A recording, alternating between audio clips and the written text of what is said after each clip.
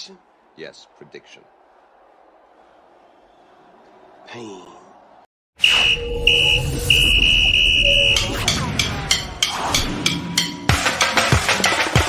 We run the clock. Super 16 is the cream of the crop. College football time of year, don't stop. You're adding this guy. Just another go dome with the courage, heart, skill, and will. Bringing you the best 16.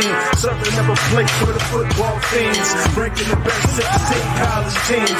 Football fans, it's the show of your dreams. Ain't no bias, Chris Zorich breaking truth. Traded in the golden helmet in the past for a suit. With the tape, never lie, college ball, he's a stoop. Breaking the top 16, not the top 32. I don't mean to cut you off like a Zorich jersey, but you ain't really grinding unless the jersey dirty. Hit the running back like a Mack truck behind the 30-yard line. It's game time. My team riding off the sideline. You look at Chris like this with a fact checklist, going over college teams like a 50 scientist. Steve streaking from his head like in his playing days. Super 16 polls on the show straight away. It's the FBS, the best of the best from the ACC to the SEC. Pac-12, Big 10, Mountain West, Sun Belt, and the Big 12. Open your eyelids. Who the best like the clock? Super 16 is the cream of the crop. College football time of year, don't stop. With Christopher Zorich, just another go dome with the courage, heart, skill, and will. Bringing you the best 16. Serving up a plate for the football fiends. Breaking the best 16 college teams. Football fans, it's the show of your dreams.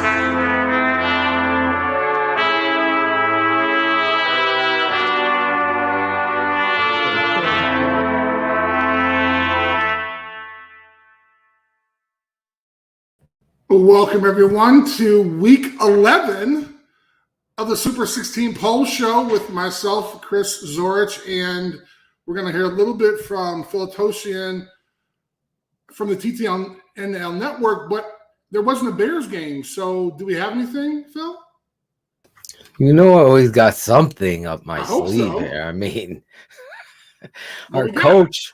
Listen, our coach fails to continue to be a head coach, Chris. I want your opinion though, because you played for two coaches with the Bears, and Ditka, more like myself, I don't think he had a filter.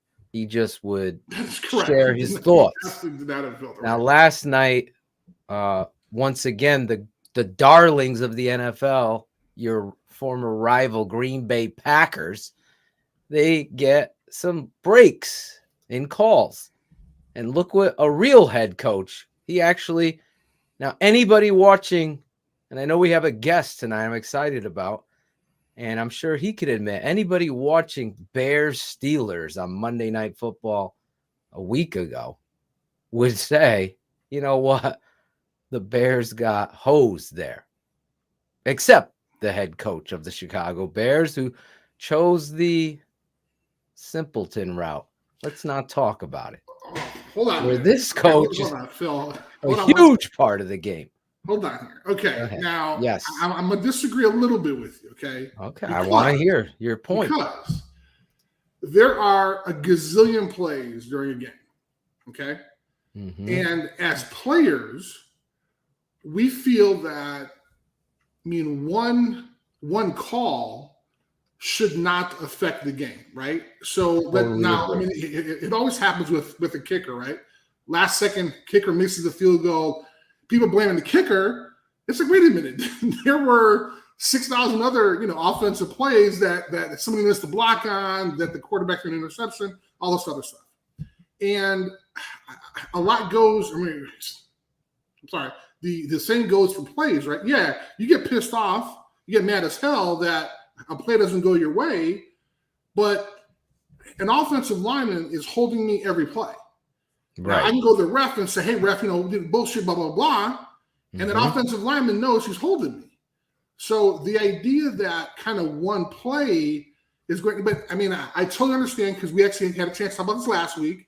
Yeah. And the idea of kind of a handful of plays being affected by the officials, it's just a hard pill to swallow. Listen, I did the film breakdown. I hope you saw it. And I was watching that right after work. I got home and I watched it. There wasn't one play. Obviously, the taunting became the story of national. And then an official comes out and says they got it wrong. Right. But I counted over 11 calls that went the Steelers' way. And I'm going to hopefully get one of the head officials from the ACC, Chris, on the show to also talk about what you're talking about here. Yeah, not one call is going to affect the game, but in that moment, in the situation with the turnover, it's essentially a turnover. The Bears are going to get possession down 2. Now you give them that taunt, which was horrific. Yes. And you give them more time to run off, and you know how the story ends. You don't have enough time to get down there to kick a field goal. Again, I totally agree. I scream at the refs, but I've never been a part of anything. And then again, the darlings of the NFL, the Green Bay Packers, again last night, you saw it happening. Is this more an indictment on what you talked about last week, having the officials be professional officials only? Last night, Pete Carroll, all I'm saying as a coach, you know you got hosed on Monday night against the Steelers. You need to come out and stand up for your team like a Coach Ditka would have. Pete Carroll here takes issues with several calls that went against it. And if I could take that scroll down, that banner, I can read the rest. I've got some gripes about. That's all I wanted from my coach. That's all any Bears fan wanted. He said no comment.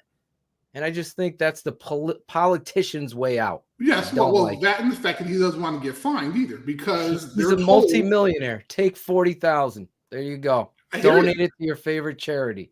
I hear you. But this is what he's looking at. He's looking at, now he's not saying, hey, you know what? We're having a terrible year. I need to fight for my guys. I'm sure he's not thinking that because, hey, I'm going to lose $40,000. But, the head coach is players. I mean, players can get fined. Justin Fields is talking about it. There we go. He's saying, why is Ben getting that call, not me? Right. And he's putting that. Is he going to get fined? Like, you can't be afraid of Roger Goodell and his cronies. You have to do something to turn this around. You're on a now 4-game losing streak with the Chicago Bears. So even on the bye week today, he's trying to figure out the whys, Chris. So there's my issue with Coach Nagy.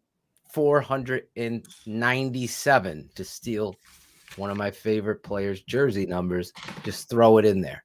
Hey. 497 with Coach Nagy. That's my mini rant. But the college football, I mean, it never, ever, ever disappoints, Chris. Love it. Just like the gift that keeps on giving. Love it, love it, love it. Every week we get into the Super 16 poll show with Chris Zorich. He's going to break down his unbiased look at his top 16 teams in the college land. Tomorrow, they'll come out with that other poll, Chris. The other one, right? But tonight, you have a special guest on. Do you want to introduce this guy? I do. I am honored. Oh, I'm showing a little chest here. My wife is going to kill me. Let me button this up a little bit. There you go. I have to look professional, Wow. How many of these mechanic shirts do you might have? Oh, I ride a motor. Well, I have 3 motorcycles. 3 motorcycles. I happen to have a plethora of workshop shirts. This is what folks wear when they work on their motorcycles. See? There you go. I didn't know that. I'm learning something. You thought I was having a fashion statement, huh? I did. I thought it is a cool fashion statement, in my opinion. My unbiased opinion. Can I get a shirt? I would love to get your shirt. Yes, absolutely, absolutely. It'll say DDP. DDP. It's gotta say right. DDP. It'll say staff. So you can help out in the garage. All right, who do we got here tonight? Okay, we have a very special guest. This is kind of exciting for me because we actually go way back. It's part of the media, and I guess, am I part of the media now? I don't know. You are. You have your own show. You got your own poll. Ooh. And by the way, there's a Fortuna poll out there. So yeah. Well, here's the deal, right? So I actually became a member of the Football Writers Association of America this week. So Max, congratulations. Thank you very much. And Matt was the past president. So this all goes full circle. Writer at the Athletic, also has a Notre Dame podcast called The Shamrock. I mean, this is big time. And he's also a Super 16 poll voter. So I wanted to get him on. Oh, he's a voter too? I thought you were going to say he was a fan of our show. I mean, well, of course that's it. But I'm kind of switching the role here because I don't know how many times a former player that he's interviewed has interviewed him. So, Matt, you want to jump on here for a minute? Let's bring him on. That was quite an introduction, I got to say. I will try my best to live up to it, but happy to be here. And, hey, if I'm on. Okay, so I think, Matt, you froze for 1 second. What'd you say? I said as long as I'm on the show, then I'm a fan of the show. So there no you question. go. There you go. I love it. There you go. All right. So here's the deal. This is we kind of take an unbiased look at the top teams in college football. But before I want to get into kind of your picks and my picks, I want to talk a little bit about kind of maybe a 2-minute version of kind of your journey being a journalist and then also kind of having the chance to be the president of the Football Writers Association of America. Yeah, no problem, Chris. Thanks for the opportunity. I grew up in New York. I went to Penn State. Long story short, I'll frame it as career-ending injuries, but basically I was no longer allowed to play sports in high school, and so I had to find another way to kind of channel that itch, so to speak. Was always really good in English. Actually liked writing papers, which none of my peers liked doing at that age. May or may not have made some money on the side doing some stuff. Kidding, kind of. But no, it was, and I was also 5'10". As a 14-year-old, I'm still 5'10". So I think my dreams of being a starting center went quickly to being a starting writer quicker than I hoped. But so I looked at schools that had good communication programs, good alumni networks, ended up at Penn State. Worked at the school paper there, took advantage of a lot of the opportunities that were afforded me there through internships and freelance gigs and just being around a big-time athletics program. Interned at MLB.com for 2 years, which I think really helped as well, just getting to work at a professional organization and be around professional athletes. And ended up covering the Irish for ESPN.com. Got there in 2011, the second of their first 2 8-5 years under the Brian Kelly era. And then, through no fault of my own, they really took off in year 3 of the Kelly era, year 2 of the Fortuna era. And that was being at an outlet as big as ESPN and covering a team that 1 was really good, 2 had a really good following, and 3, no one thought would be that good that year. I mean, they were unranked at the preseason poll. They're always overrated, right? That year they were underrated. They were unranked at the preseason poll, and they go undefeated in the regular season. Each game was crazier than the last one. And so that provided me a lot of opportunities, whether it's going on outside the line, Sports Center, a lot of radio hits, helped me get my name out there a lot. I was obviously able to cover a lot of big time games, a Heisman campaign. And then the offseason there ended up being even crazier than the season between the catfishing scandal, Brian Kelly almost leaving for the Eagles, Everett Golson got kicked out of school. So that, I had to grow up fast, really, in that regard. And, you know this better than anyone, being around Notre Dame, there's no place like it.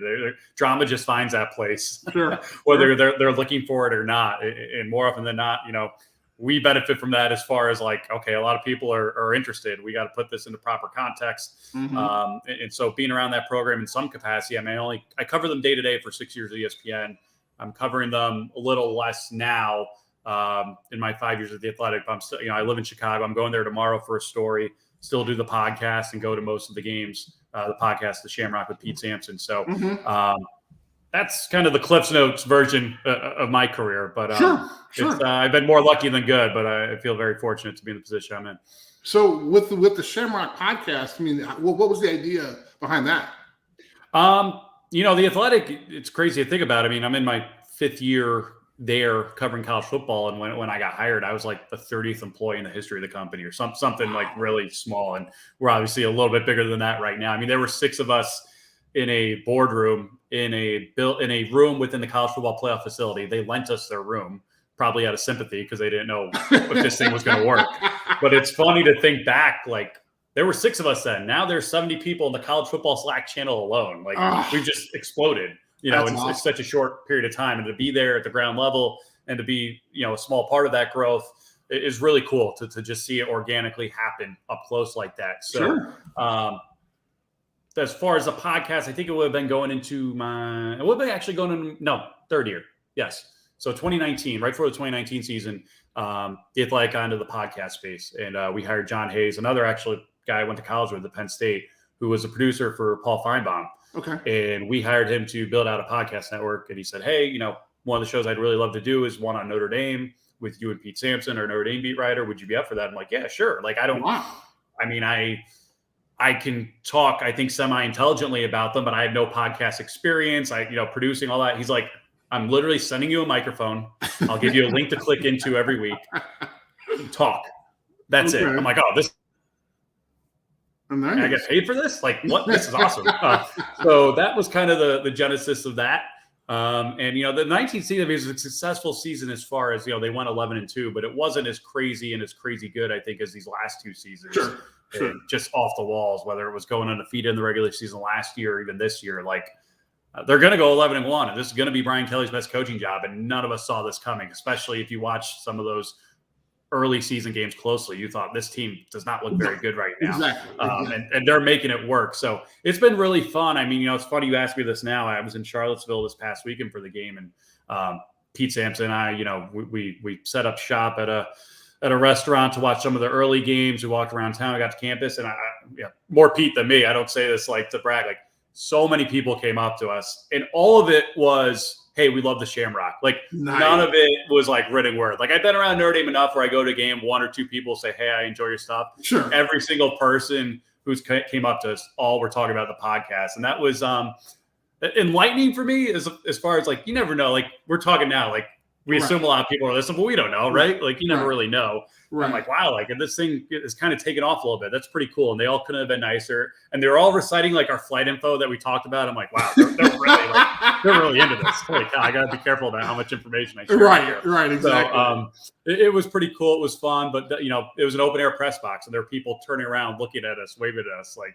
asking about plays. So that was pretty cool. So it's been fun to see the podcast take off the way it has, and it's something different for me. I never really did that. I was and still am a writer, but there's so many different ways you can kind of share your opinions and share insights that might not make a newspaper or a website article, and just, quickly react to games. Post-game podcasts are great because you have so many thoughts in the moment about what just happened, and you're trying to, get through the word salad to contextualize what you just witnessed. And it's definitely helped me scratch a professional itch that I didn't know I had before I started doing this. Well, it's really interesting, and because when I started to do the Super 16 poll show, folks were telling me, "Oh, Chris, Notre Dame, you're going to be biased," and so I was just kind of wondering, like, how you felt about having a podcast covering them, but also kind of on the national level as well with the Athletic and everything else you're doing. I mean, is it kind of? I mean, do you feel in the back of your head that you have a bias because you have a podcast for Notre Dame? It was a little challenging in the first year as far as we just started doing this like right at the beginning of the season, and I already had most of my like road game schedule stuff scheduled out for that season. So there were days where I was going to be at another game, and then I was going to be asked to talk about Notre Dame team after that I didn't watch. And in retrospect, like, that was poor planning on my part. Like, I should have said, like, find other guests or whatever. Like, I don't. Notre Dame fans are as passionate as anyone in the country. They deserve to have someone who is like fully engrossed and giving them as much information as humanly possible. And I probably aired a little bit that first year, but the last 2 years, I just think like anything else, like the more reps you get, the better you get at it, the more comfortable you get at it. And, I haven't seen any problems in that regard. If anything, I think, being kind of a national writer, for lack of a better title, and going around the country, it gives me perspective. Like, if we're talking about recruiting strengths or weaknesses, if we're talking about hiring strengths or weaknesses, whatever it may be, I've seen some stuff. I've seen what works elsewhere that Notre Dame maybe could be doing better. I've seen what doesn't work elsewhere that Notre Dame has wisely chosen not to do. So I think, there are 130 different FBS teams, and they all play kind of a small role in this greater college football universe that we go crazy for every fall Saturday. And I think the more you can learn about that and learn how other places operate, the more intelligent your content will be. That is very true. That's kind of a good segue into kind of, we wanted to get you on last week, but there was you had a little conflict, and that conflict, you were actually doing a show about the college football playoff results, the rankings, and kind of wanted to get your quick opinion on what did you think about last week's ranking? You know, I feel like in some ways, like these guys just can't get out of their own way. You know, like the headline should have been, oh my God, Cincinnati moved up a spot after barely beating a bad Tulsa team. Maybe they actually care about the group of 5. Maybe Cincinnati still has a chance. Because when they were 6, at least my reaction was, all right, well, they already played all their tough opponents. Like, they're only going to drop from here on out. To see them move up to 5, I thought, holy cow, like, maybe they got a chance. And yet, because they put Michigan over Michigan State 9 days after Michigan lost to Michigan State and has the exact same conference record and the exact same overall record, that's all I didn't want to talk about, and rightfully so. And it was just like, you guys missed a golden opportunity for very easy, good PR for reasons or formulas that I don't understand. Now, the advanced stats seem to really like Michigan, and that's great.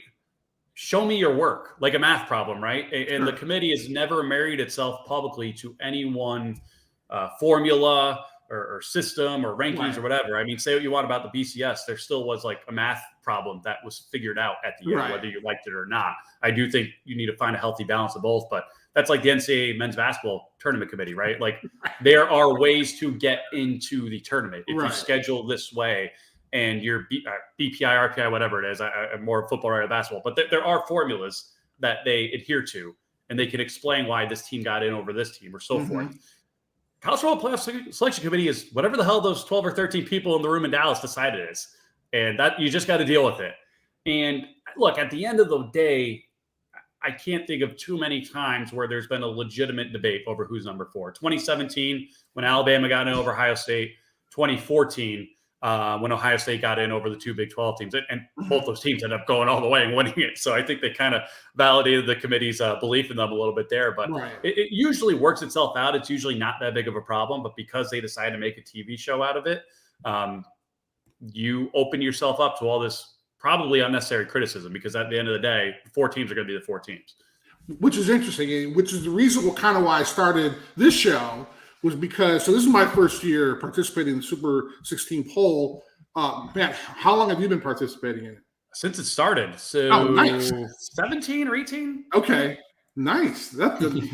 That's encouraging, because at least I'm in good company, and, you know, I can always kind of defer to you when I have a question. So I wanted to find a way to kind of talk about, first of all, I love college football. Actually more than I do pro football, just because the pageantry, the excitement. I mean, although we know it's a business, everybody on the team is not going pro. So you do have kids. I know I did. You have kids who go out there who are playing for each other and playing for the school. So I mean, I'm still kind of I believe in that in some respect, which is why I love the game so much. So when I was asked to do it, this is kind of cool, but I kind of want to do a little bit more. So this is kind of how this show started, because I wanted to give reasons why I picked folks, right? And some of my picks aren't really popular. I had Clemson in my top 16 for a while, and even our producer Phil gave me a lot of shit for that. And then also I ranked Purdue after they start showing some balls, right? After they start beating some folks. So the idea that I'm kind of bringing what I feel is my experience, and I've said this 1,000 times, although you're from Penn State, traveling to Penn State sucked. I mean, it was ridiculous. And then the locker rooms were tiny, and it was just a bad scene. And so I could totally see a team trying to go out there and play, and then all of a sudden you got the whiteout. I could totally see all those surrounding factors coming into play, so to speak. So when I kind of put my poll together, that's kind of what I do. But I want to talk about your poll. First, you have Georgia, Alabama, Oregon 3, Cincinnati 4, Ohio State 5, MSU, Michigan, Notre Dame, Ole Miss, 10 Baylor, Oklahoma State 11, 12 Wake Forest, 13 Oklahoma, BYU 14, USTA 15, and Utah 16. I'll tell you, Matt, what I didn't understand, now I love watching it, right? I got my 4 TVs going. I'm into it. I didn't realize how hard this shit is. I mean, like literally, I'm sitting when Phil, the guy from Phil Barwell, yeah. Right, the National Football Foundation asked me, I was like, oh yeah, no problem. I love college football, I'm in. And then all of a sudden the first day, it took me like 3 hours. I was like, wait a minute, what the hell is this? This is actually hard. So I actually put a lot of thought into it. So I kind of wanted to ask you, when you kind of compare your poll with what the CFP folks are looking at, kind of what do you look at and how do you feel about your results? Yeah, I try to like eliminate all other like it's not my poll, but it's my ballot, and the criteria is, you know, I don't want to say whatever I decide it is, but like I'm filling out this ballot. Like I can't be influenced by like what the AP did or the coaches poll or whatever. And to your point, this isn't a complaint, but the reality is it really is freaking hard. I'm glad I'm not an AP voter because like as you know, like once you get past like 10. Right. You're like, oh shoot, like how do you determine 11 versus 15, right? And that's going to be big when if and when we get to a 12. Like filling out the bottom, like filling out the top 4 is pretty easy, at least as far as like trying to formulate an argument in your mind and to slot teams in certain spots. Once you get to the bottom, you know, it's like, oh, like who really deserves to be the 16th team of the country? Like when you put it in that context, it's like, wow, that's a really philosophical question that I don't think too many people ponder outside of those of us who do this for a living. So it gets challenging there. Rarely does a week go by, especially when I'm traveling, especially when I'm traveling on a night game with an early morning flight like this past week. Rarely does a week go by where I don't send it in and I look at it after and I think, what was I thinking? Like, oh, I forgot about this team. Like just looking at my ballot now and I'm sure you'll have questions, understand, like, I was obviously a prisoner of the moment Saturday night when I put Baylor one spot over an Oklahoma State team, excuse me. Right. Oklahoma State beat them by 10 and has a better record right now. Right. Like I saw Baylor absolutely handle Oklahoma. They're playing really good right now. I thought, you know what, this is a top 10 team. And afterward, I'm like, wait a minute, Oklahoma State, like that's a team that we got backwards. We're so used to seeing them like have a very leaky defense and a really great offense. And right now they have one of the best defenses in the country and their offense is just so. Yes. And they're beating teams and they're beating teams pretty decisively. Like that's a damn good football team. Like apologies to all our Pokes listeners right now. Like, I screwed up on that one. The other one that like I could justify this one, although like more removed from the weekend. Like I had Utah at 16 over A&M, who I kept out. I mean, A&M's probably they definitely got a better resume. They're the best win in the country. They beat Alabama. Right. But, you know, to put up the performance they did with still an SEC title and playoff hopes on the line was underwhelming. And I just think Utah right now, I mean, they're favored against Oregon for a reason. Like, that's a damn good football team that's playing its best football at the biggest and most important time. And let's not overlook the fact, as poor as they played early in the season, like, they went through literal hell as a team. Right. I mean, they've had one player get shot and killed last year. One player died this year. Like, I haven't been in a locker room. I don't know if you've dealt with something like that as a locker room. I can't imagine how that paralyzes you emotionally and how you react to that. So this is a team that's really coming together at the right time. I would not be surprised at all if they beat Oregon this weekend and, you know, eliminate one whole part of the country from the playoff discussion once again. But that was my thinking in the heat of the moment, putting Utah in there in that 16th spot with 3 losses over A&M, who also has 3 losses.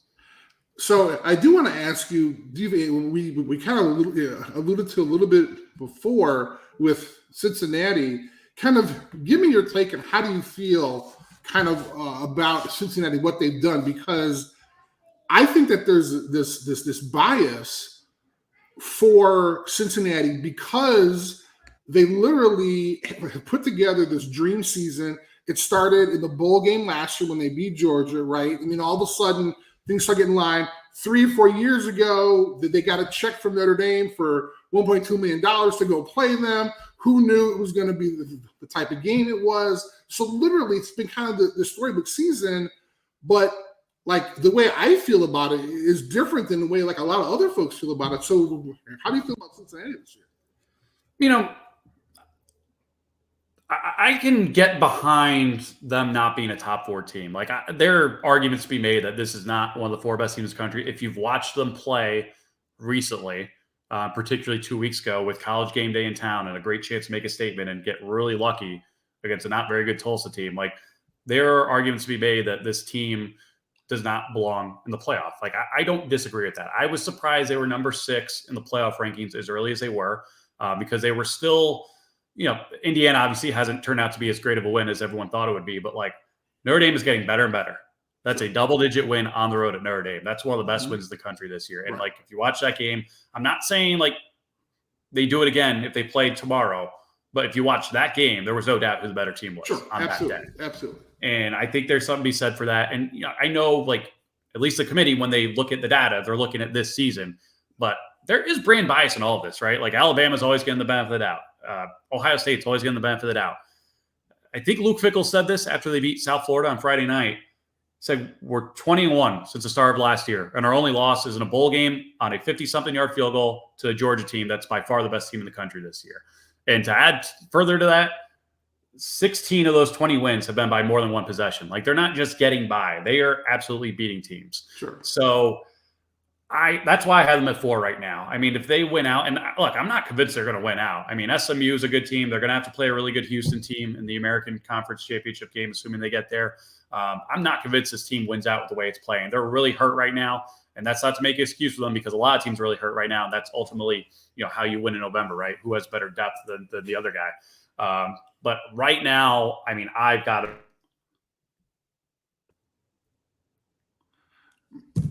The interesting thing that I've learned kind of through all the poll process is, I mean, everybody loves kind of their poll, and folks, I mean, they can look at one team and see something the exact opposite. Yeah. So, I mean, I love it because I love debating. I love hearing other folks because I'm willing to learn. Like, I mean, there's a couple of things you pointed out this evening that I didn't even know about. So like, wow, so maybe I'll take that in consideration next time. And I think that's what's so great about it. But it's kind of challenging though, because when you have folks who feel so strongly about kind of their team and aren't willing to listen, that's kind of the frustrating thing. Yeah, I mean, to your point, I think anyone who's watched a single play of football this year can agree. Georgia's number 1. Sure. You could take so many teams right now and make a compelling case for them to be number 2.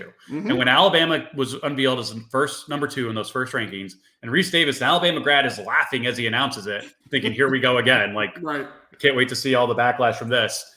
That was my reaction too. Like, no one gets the benefit of the doubt more this Alabama team. And then like you said, I look at the data a little bit. I'm not the biggest math guy in the world, but for the most part, they're beating the crap out of the teams they play. Now, LSU they struggled with. Florida they struggled with. If you follow Nick Saban as closely as I do, usually he's really upset after close wins like that and getting on his team. This year, I think he knows he doesn't have a team that compares to last year's team, and he's very proud of what they've been able to do, given their relative limitations to the standard they set last year.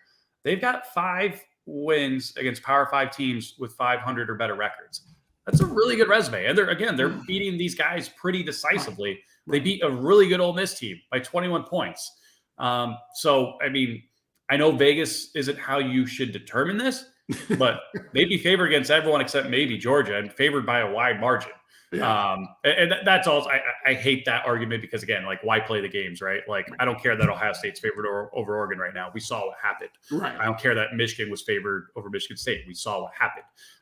Aaron Suttles is our Alabama beat writer, does a terrific job. And, last week, the second week of the playoff rankings, Bama gets them billed as number 2 again. And Suttles said something to the effect of, like, I've watched this team as closely as anyone all year.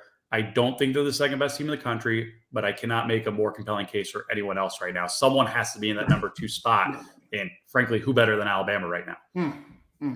Well, Matt, this has been great, man. Thank you so much for taking out some time this evening. And I love the fact that now, as a former player, now I'm kind of interviewing the media, which is great. And now that I've become a member of the Football Writers Association of America, I feel like I'm kind of one of those people that players are going to be like, man, he's part of the media now. So I have to ask you, next time, How do you feel going to the locker room and guys like, oh, it's Matt again. I'm not going to talk to him anymore. So we'll get order the wise ability a little bit.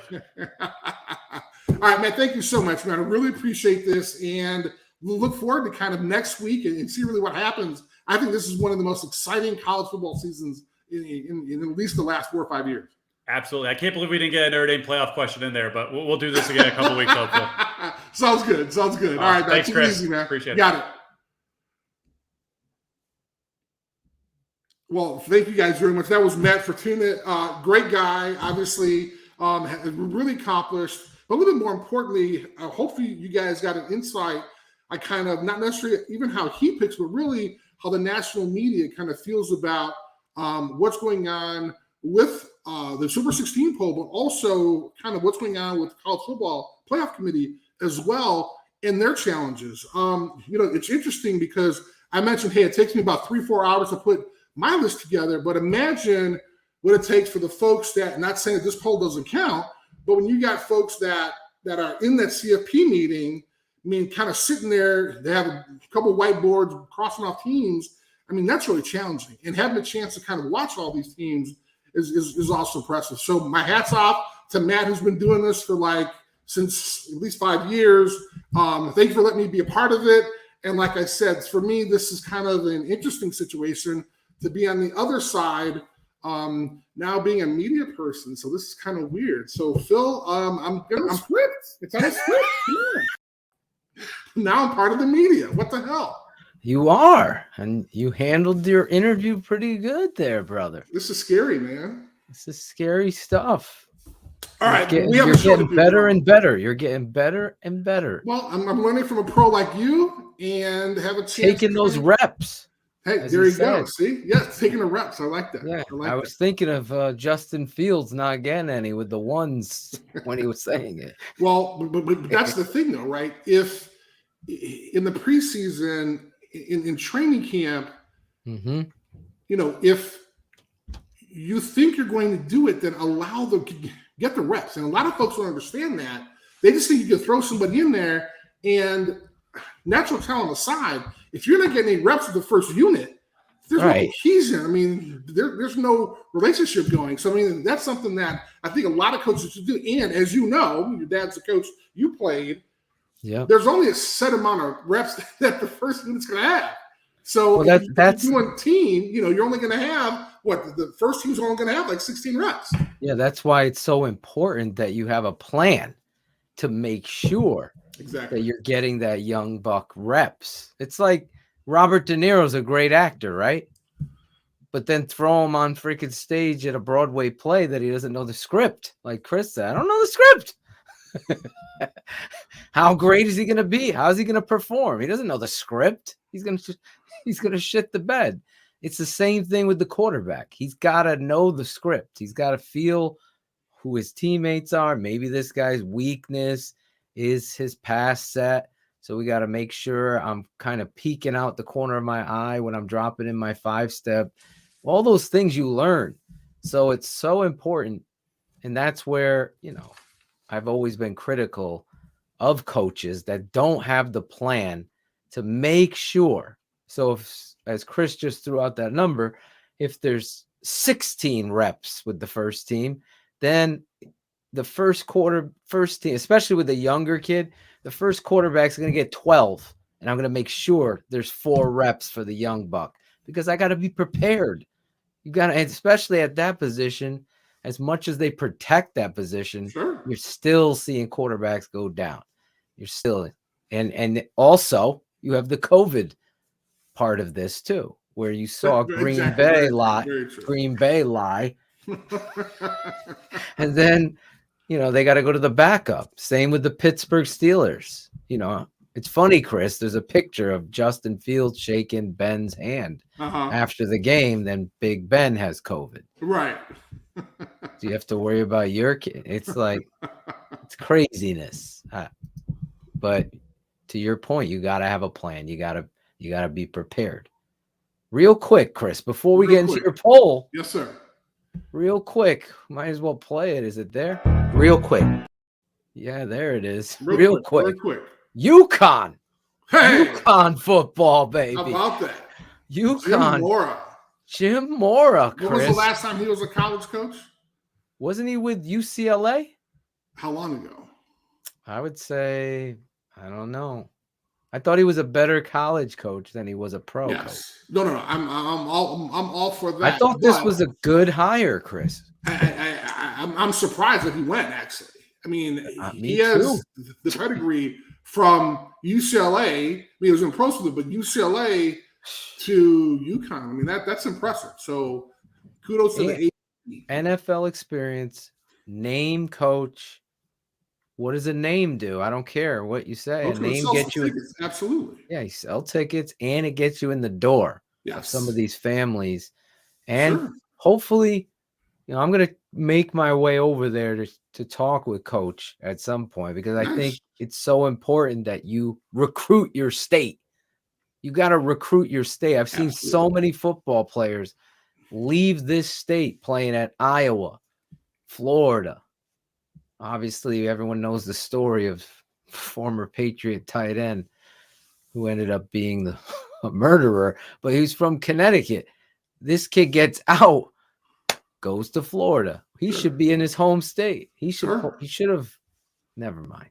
Wow. I was going to make a joke. I was waiting. Yeah, hopefully you don't. I'm being careful there, Chris. Thank you. I appreciate that. Thank you for that. But I wanted to give UConn. We were worried, Chris. I know. We're talking about it. It was such a dumb move. Because if they recycle the guy who left in the middle of the night, they brought him back. It's like, who do you have pictures of? I mean, because the idea that, how do you hire this dude back? You saved his job for him, even though he kicked you when you were down. It's like that beautiful girl. Why does she like this guy? He's just a POS. But she goes back to him. Yes, very true. That was UConn. Now they've moved on. They found a guy. I'm excited about Coach Jim Mora Jr. I am too, man. Playoffs? Hey, that was his dad, though. His dad. I know. That was Pops. That's still classic. Yes, it is. Speaking of classics. Speaking of classics, Chris Zorich, the Super 16 show. We are going to get into it right now, Chris. You got to kick us off. Every week, this guy brings his no bias. Nothing gets in the way. He does the work. And believe me, we're texting back and forth following these games. It's unbelievable. And Chris, who do you got here at 16? Well, first of all, I don't think we had a bad. I mean, I don't remember. Do you want to look at last week's? Yes. Sorry. It was last week's. That's okay. BYU. We had some interesting exactly. We had BYU. We had some interesting, Purdue. We kind of saw what they're made of, right? Iowa. I mean, hello. And these are teams that, really had a chance to really do some stuff. Yeah. But then all of a sudden, some things happen. And I cannot wait to talk about Oklahoma, because that was just bedlam. That was way too interesting. But let's kick it off with number 16. Number 16, BYU.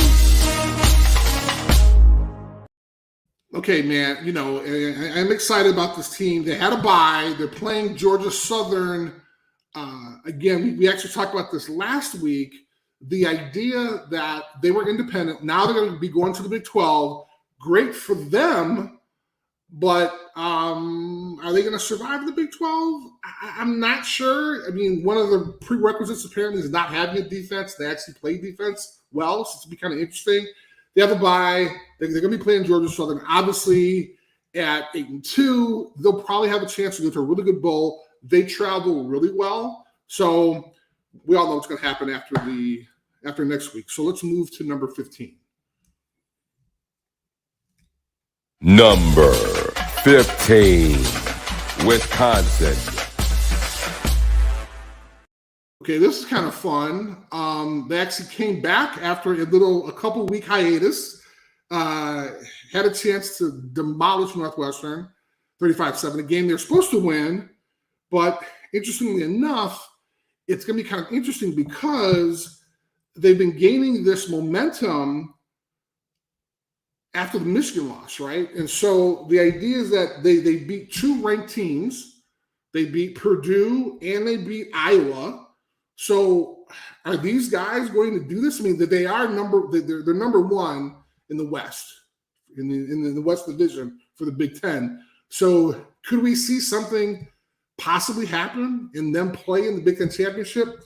Who knows? Their next game is going to be Nebraska, and you know how that's going to work out because Nebraska's just having an absolutely horrible year. So I'm kind of going through this quickly because we had a guest on, but I just want to give you enough information that we have. So let's move to number 14. Number 14, Baylor. Now, these guys are coming back, and I talked about this, right? I talked about this when we talked about Oklahoma. They had to be careful. They had to be careful because Baylor is actually a pretty good team. And it was so interesting. Phil, I don't know if you had a chance to see the end of this game. I didn't. Yeah, you texted me, and I was watching the other game. Well, that's what you don't have 4 TVs in your garage going out at the same time? I don't have the 3 motorcycles, 2 pits, and 4 TVs. And a partridge and a pear tree. See, I got 1 TV right now. Here's my secret. And all my boys like, oh, dude, that's super expensive. Man, those TVs, I bought one off Craigslist. Those are plasma TVs. They weigh like 500 pounds. Yes. I got them on Craigslist for $100. Bro. Look at you you're wheeling and dealing. Hey man, who cares about like a plasma TV? Was one of those from the old Soldier Field? They had those. Wouldn't be surprised, man. They didn't get a flat TV till 2011, I think it was. Well, here's one of the problems, right? I think Zenith was one of their sponsors for a long time. And here's the deal, though, right? So they used to have a coaches show. Yeah. And part of the deal for the coaches show, when you did the coaches show, they gave you like $1,000, and then you got a TV from Zenith. Yeah, that you can go pick out at the store. Okay. And that's when I got my first. You know the real big TVs that they had the 3 things behind it. The box with the lights. Yeah, that was like the biggest thing. I remember that thing. My friend had it. He used to watch. He had the black box too, so we could watch the Tyson fights. Watch out! Yeah, watch out. So all my guys give me a hard time because my TVs literally are ancient. They are plasma TVs. Like you can get TVs cheap. Hey man. So what do I do? You know what, Chris? Going up on a wall. You're doing it right. You got your space. You're out of your wife's hair. With you got your 4 TVs up there. Yes. Now, do you have cable or do you have like dish or are you just streaming these? So right now I have Xfinity, Comcast. Okay. And the system we have the ability to get 2 Wi-Fi boxes, or no, 2 cordless boxes. 2 cord boxes. Right, cordless. Okay, cordless. So you can have the cable on those TVs. Bingo. Right. And so the other ones, I just have Roku, and dude, the Roku is great because I had the Fire Stick, but then Comcast and the Fire Stick, they were fighting or something like that, and then at one period they weren't showing any Xfinity on it because you get the app, man. Yeah. Roku, bro. I got I got all these old school TVs that got Rokus on them, man. It's great. That's what you got to do. I hear you. It's smart. So I apologize. So we're talking about the 4 TVs. So it's giving me a hard time because the end of the Baylor game. Yes. They rushed the field. Yep. Interestingly enough, there was like 1 second left on the clock. And they were called back. They made the students go back in they're on the sidelines.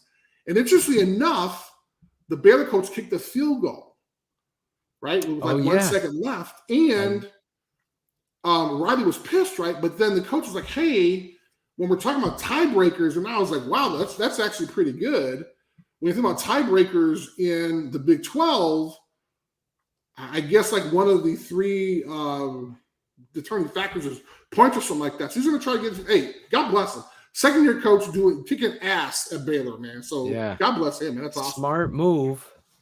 and he explained it. Listen, I got to worry about us getting an opportunity to play in the championship, so we're kicking for more points. That's how they've set it up. So he explained the why. See, he explained the whys pretty well. I appreciated that from my head coach. There you go. See, now here's the thing, though. Now they do control their own destiny, but I mean, they have Kansas State next, and I think the big game is going to be because they lost that second game. The big game is going to be Oklahoma State. That's really the only people that has a chance in the Big 12 right now. I think Baylor did a great job for his second year. Not sure how far it's going to go though. So right, that was big win, and your former idol school, Mike Singletary. I like it. Baylor Bears. Samurai Mike. All right, let's go to number 13. Number 13, Texas A&M. Okay, this one was a huge drop. They dropped 7-13. They lost to Ole Miss. Number 14, Ole Miss, only by 10 points, but it was an actually pretty good team, and they were actually ranked higher. They should have won this game.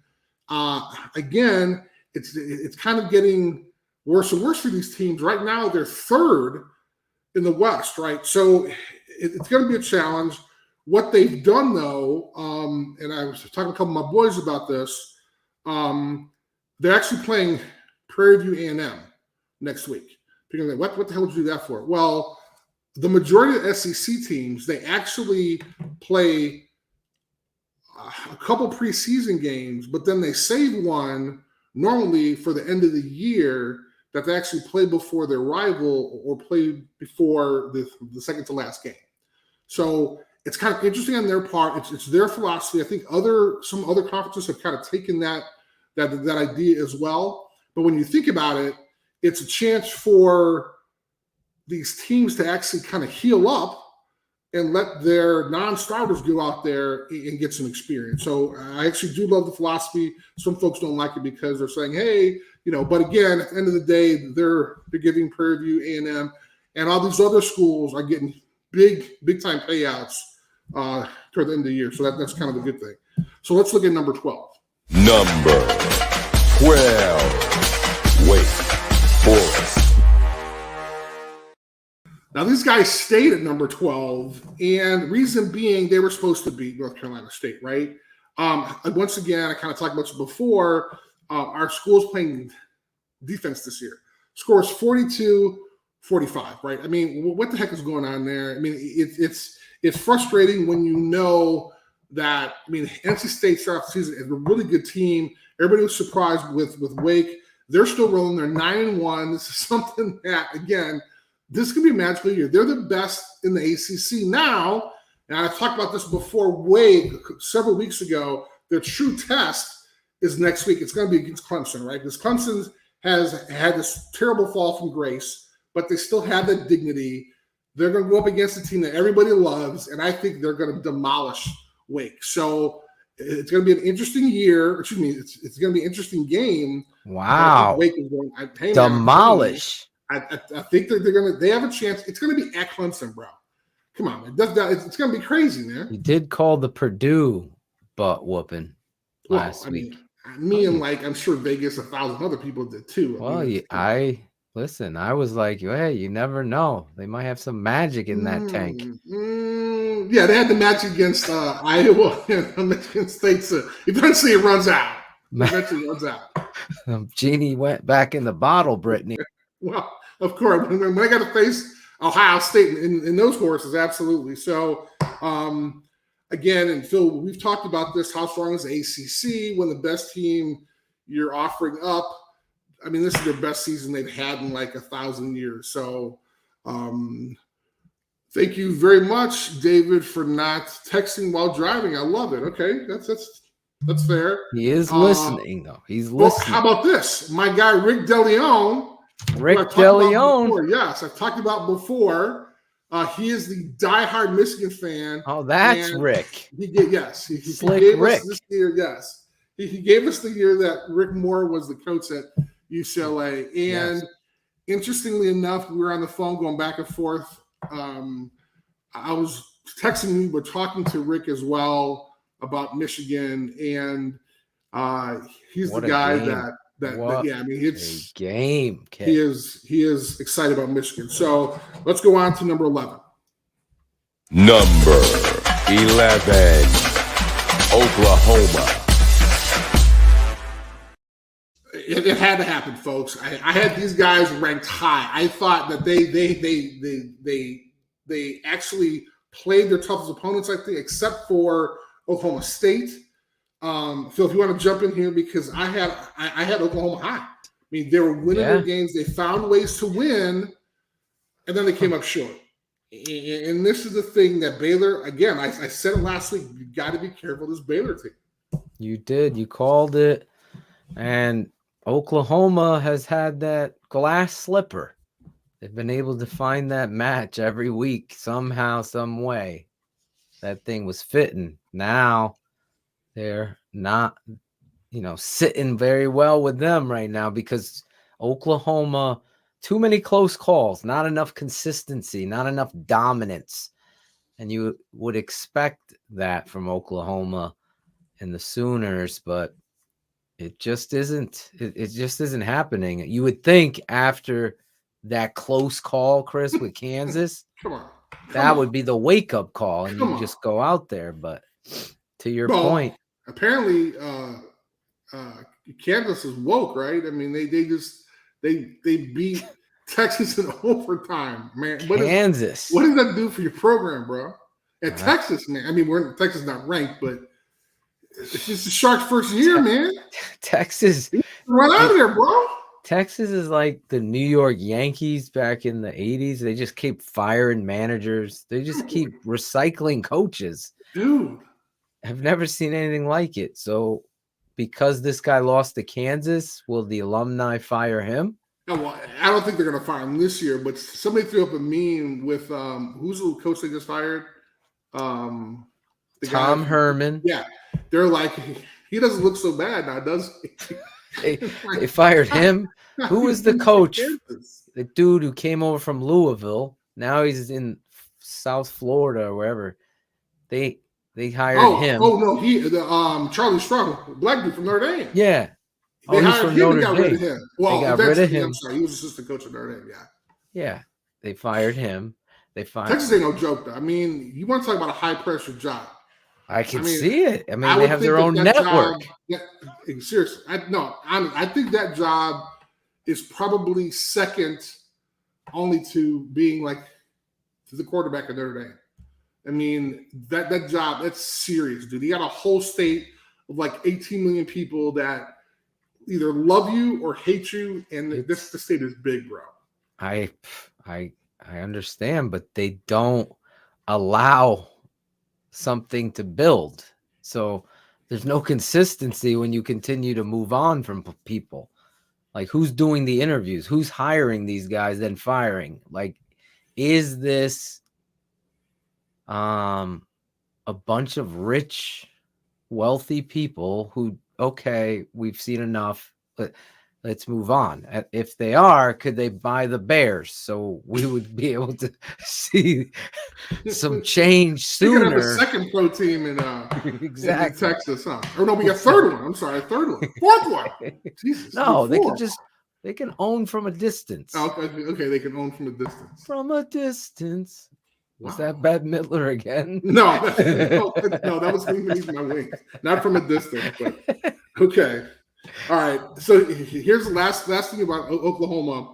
Yes. They have Iowa State now. That they got to be nervous about Iowa State. They're actually pretty good. Yeah. Right. They're supposed to be great. They lost a couple games. Here's the thing, though. After that, Oklahoma State, man, Battle of Bedlam. That's going to be the game. That's going to be the game. Battle of Bedlam. This is literally going to make it break. Oklahoma State, again, almost like Iowa. Oklahoma State takes it into the leaves are changing in New England. They take it there, and This is where they've always failed. In this area, they lose the big game they need. Can they get over the hump? And I have some comments on when we get to Oklahoma State about that too. Cool. So See, I'm reading your mind. there you go. All right. Who do we have? Let's go to number 10. Yes, sir. Number 10. Ole Miss. All right. This is Lane Kiffin's team. Y'all realize he's only been there for 2 years. This is his second year, and currently they are number one. No, I'm sorry. They're number 2 in the West right now. So interestingly, I mean, come on, man. This is going to be a great year for Lane.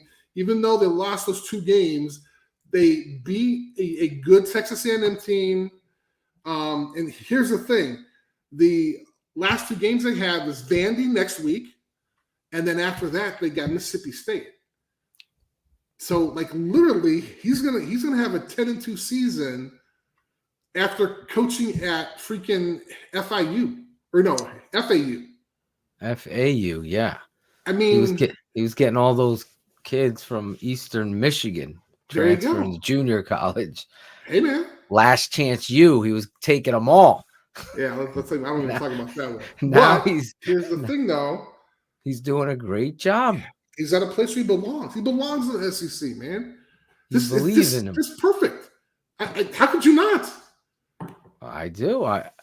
I believe in him. I like his swagger. I like his energy. I like how he backs his team. I like how he doesn't ask anything about whys. He has answers.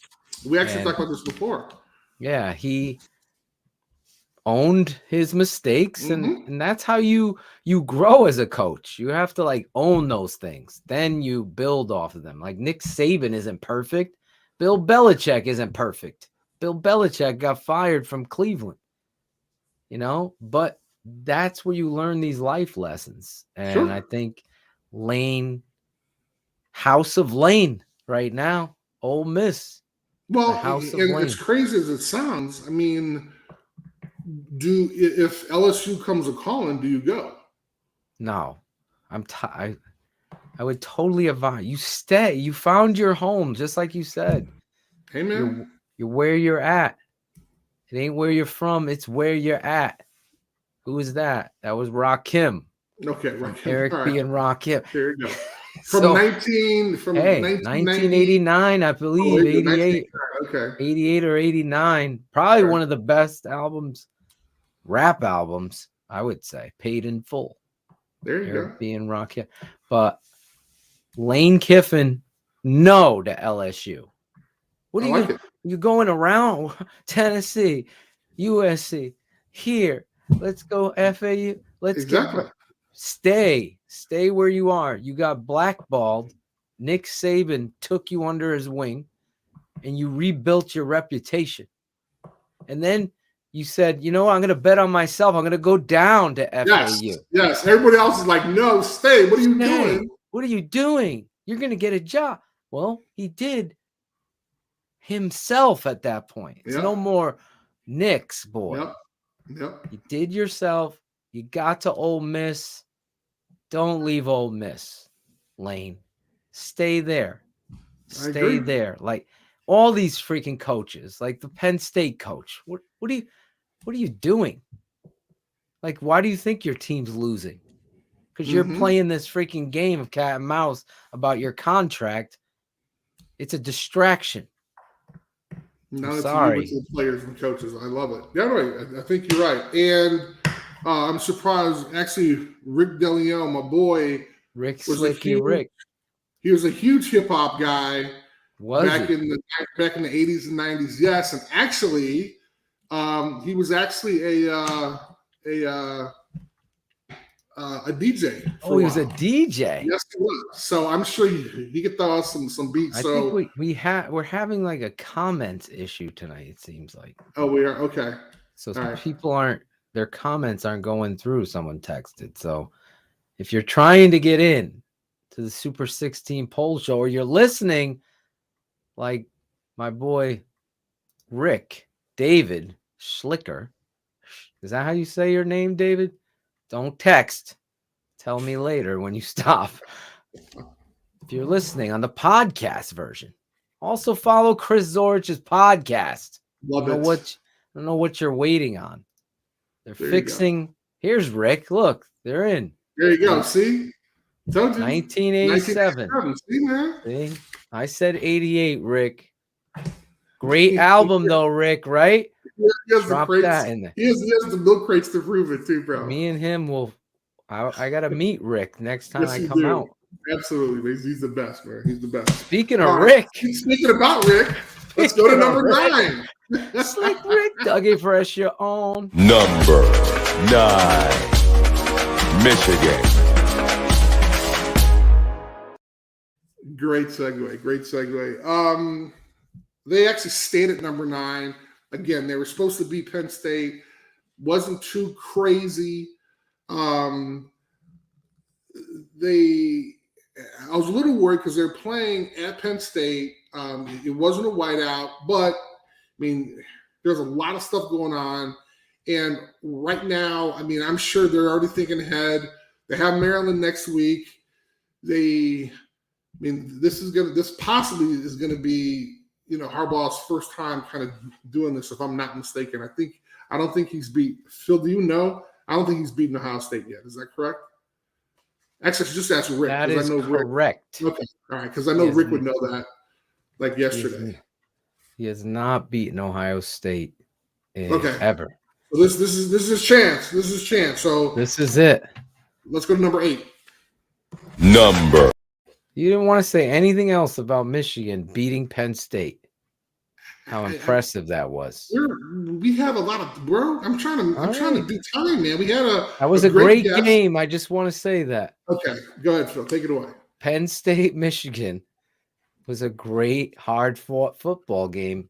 And you know what I loved about it? What did you love about it, Phil? For Rick, Jim Harbaugh knew, I'm going to freaking pound you at the end to put this game on ice. He went to 3 tight ends. They're running counter tray.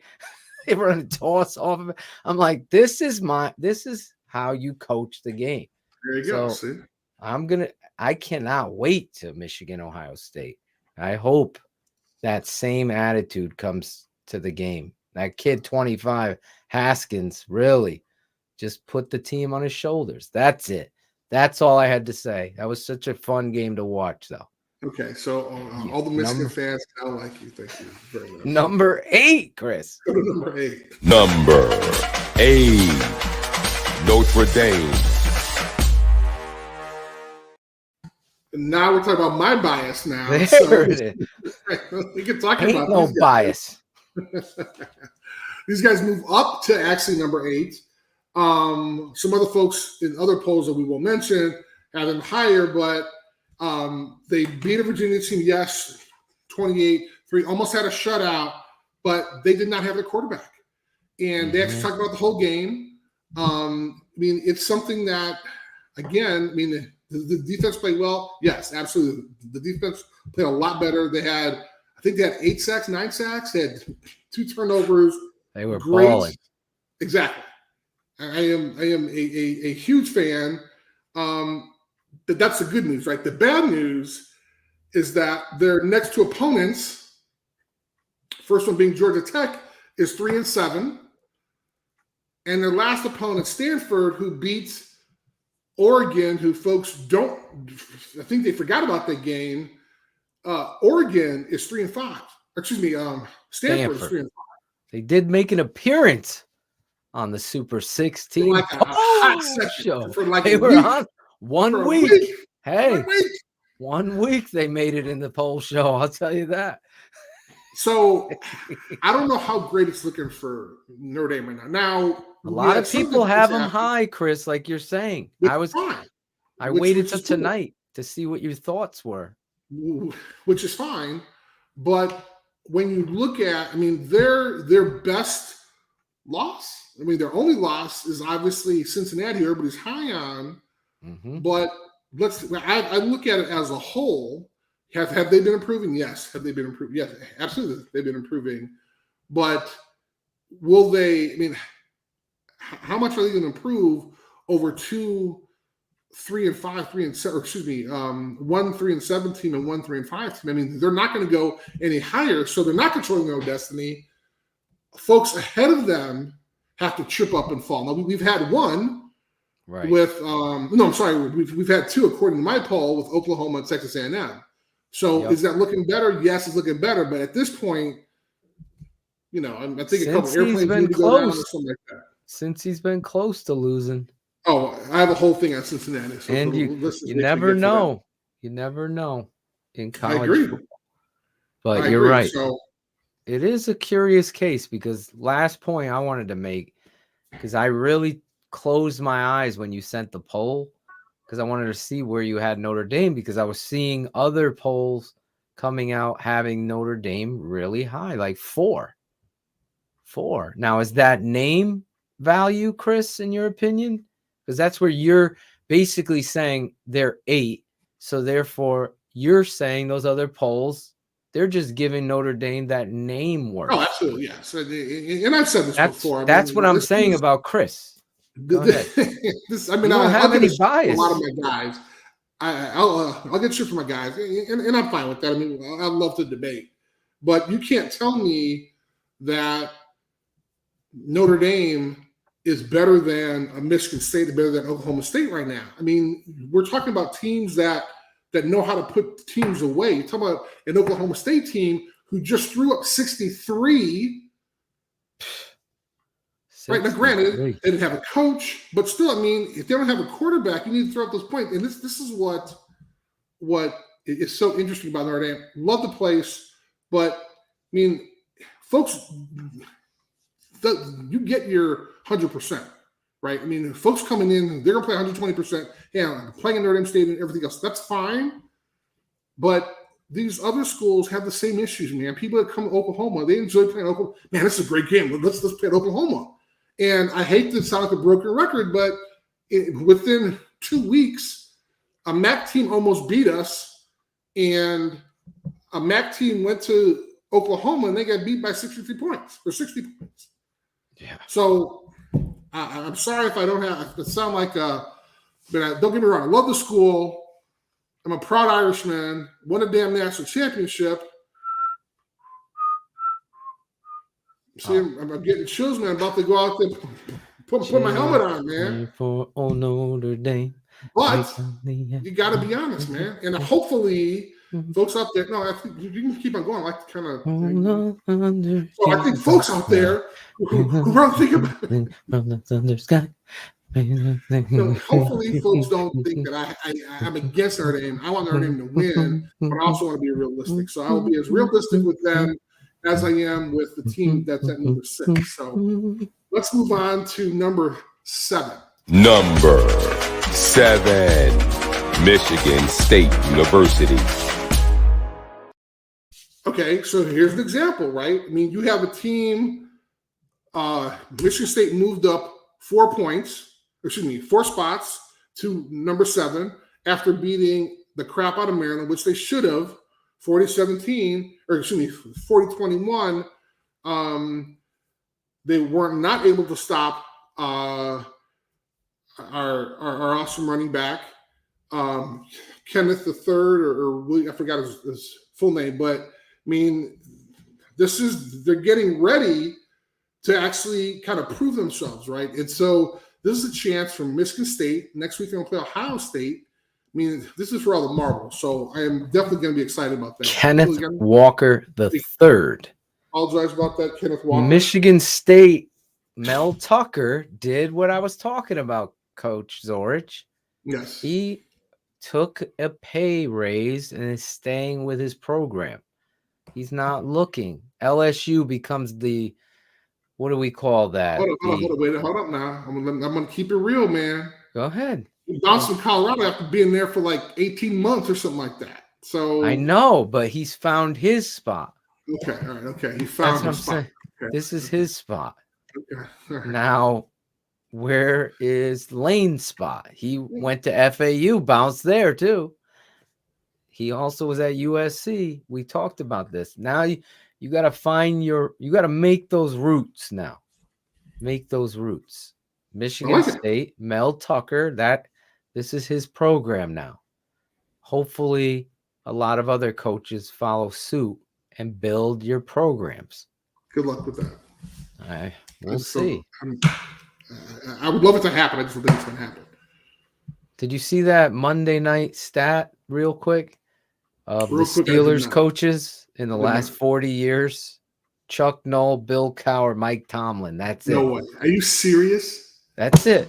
In the last, no, it's like 70 years, 48 years. No, are you crazy serious? Number. Yes. 3 coaches. Oh my God. See, okay, just, I mean, you can just hang it up. I mean, come on, seriously. That's it. That's, they allow, but this is the thing in this, and I'm going to talk about this Wednesday night. The thing in this, they did their due diligence and hired the right guy to begin with. So it's a reflection of the management recognizing football men, not little boys that have never head coached in their life or blog boy. I think that's hilarious. I did not know that. That's why. Even if it's 40 years, man. I think it's like 3 coaches since the 70s. So Chuck Noll was there in the 70s. That's it. Yeah, it's crazy. That's amazing. Christ, the Bears have had more coaches. No, they've had more coaches than they have quarterbacks. Are you kidding me? Almost. You played for 2, right? Ditka and Wanstead. 2 quarterbacks or? No, 2 coaches. We've already heard. Yes. I bet you can't name every quarterback. You're absolutely not. Definitely, I could not do that. Are you kidding me? I need a scorecard. Oh, well, next show. I know we're hustling through them, but we have a connection, me and you. I enjoy our talks. I'm trying to respect the time, our listeners and our viewers. We had a guest, which I thought which was awesome. Matt Fortuna, please tune in to watch his show after, of course, you watch ours. So, all right, let's go to number 8. I'm sorry, number 6. Number 6. Number 6, Cincinnati. Now, before I get on my soapbox, I'd like to bring Phil in here. I'm going to save a little bit of this for later for my thought of the day, but they moved up 1 spot to number 6 after beating South Florida, and they're 2-7. Okay, so Problem is that going into the 4th quarter, they were only up by 10. This inconsistency is the consistency. That's the problem. And I just think, all right, I'll save the rest for my thought of the day because I'm saving all my love. See, I knew that one. That's the one song after about 30. Whitney, of course, yes, right? It is. All right, but next week is going to be SMU. Yes, and folks thought that this was going to be their big game, but as we heard Matt say, Matt was a little iffy on this one. He was saying that there might be a chance that SMU might give them a run for their money. Yeah, SMU has been playing up and down football. Mm-hmm. One weekend it looks like they're very explosive. Next week, kind of a letdown. So, what SMU team are they going to face? So, they're kind of like Cincinnati. That's been Cincinnati's been up and down. So, exactly. Let's I'm sure Chris and I have been going back and forth with this. So it's going to be interesting. That game is one that I think I'm going to try to make sure I tune into because better. Yes, that just may be one of the matchups. Oh, it might be. Who knows? All right, let's pop to number 5. Number 5, Oklahoma State. I am so excited about Mr. Mullet, Mike Gundy. I mean, they've been doing really well. They move up 3 spots to number 5 after they demolished a TCU team who did not have a coach. Score was 63-17. Again, Phil and I have talked about this. Coaches leaving during the season, it's terrible, but this just goes to show what happens when you don't have a coach. So interesting enough, the week before that, I believe it was Texas Tech. No, it was TCU wound up beating Baylor. So interesting. It really doesn't. You're really not sure what's going to happen, but I'm excited about Oklahoma State. I think this is one of these perfect storms that are brewing. You see what's going on in Oklahoma. This could be kind of that situation now. Here's the thing, though. I mean, they need this win, obviously, against Texas Tech. They don't have a coach either. So in order for Oklahoma to do anything, they need to demolish Texas Tech and also have a great showing against Oklahoma. That's going to be a lot to be said there. But, I mean, I think that's really what we're looking at. So let's take a look at number 4. Number 4, Oregon. Now they move up one spot to 4. And I don't know. I did not stay up to watch this game. I actually fell asleep. Phil, I don't know if you had a chance to watch. I think it ended like at 1 or 2. Exactly. It was a tough one. So, but I watched the highlights. It was a rough one, man. I was exhausted. Me too. But I've been sick, so I had an excuse. Well, I was watching like 30 games in my garage, so that was my excuse. But on top of moving everything. I don't talk about that. That's a whole different conversation. They have Utah next, but here's the thing, and this is the frustrating thing for me, is that, I mean, I think they're a good team. I don't think they're better than Ohio State right now, even though they beat them, and I think it was the second game of the season, or the second or third game of the season, which is interesting because this is the same kind of thought process that the College Football Playoff Committee has, and they're talking about how Ohio State doesn't belong higher than Oregon. Did Oregon? I mean, has anybody not seen the Stanford-Oregon game? I mean, they wound up losing that game. And as I said before, Stanford's 3-7. So their hardest win, or their biggest win was against Ohio State, yet they have a horrible loss, yet Ohio State's loss is against a good Oregon team. So how does that even out? And they're saying, well, head-to-head matters. And, I mean, we can kind of go on from there. But I do think they have a chance to win the Pac-12 championship. As you heard, Matt was talking about this. This is going to be an interesting game coming up this week against Utah. So let's look and see what happens there. So let's move to number 3. Number 3, Ohio State. Okay, I was just talking about these guys. I have Ohio State ranked higher than Oregon, obviously. I think right now, if they played head-to-head, Ohio State would demolish Oregon. Again, just my opinion. Their loss is against Oregon. Oregon's loss is against a terrible Stanford team. You tell me. They just demolished another ranked team in Purdue. Everybody thought they were going to play Spoilermakers with this great season that Purdue was having, but they kind of ran into the buzzsaw, which I kind of knew was going to happen, Phil. I mean, I think that was one of these games that we had talked about earlier that something crazy was going to happen. Absolutely. Listen, Ohio State, time and time again, what are they in the top 3, top 2 recruit? Got top 5 star. It's unbelievable the amount of talent they have. Even their slot receivers, like, ready for the NFL, you could just tell. So, yeah, I mean, when you look back, I like your rankings because I think Ohio State's a better team than Oregon. And I'm glad you put them over. I don't dispel somebody trying to argue, Oregon beat them head up, but I just think timing and performance now weigh into your poll. And listen, you're not treating Oregon unfairly here. You're just looking at the consistency of the product. And Ohio State has been playing dominant football.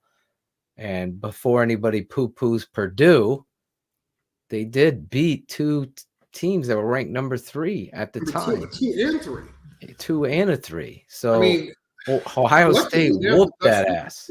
Right. Well, and then also, I mean, kind of to your point, I mean, on this show, when Ohio State's lost, after that loss, they went down. And we actually talk about this consistently. They've been able to move up to the point where they're at now, where I think this is a great place for them.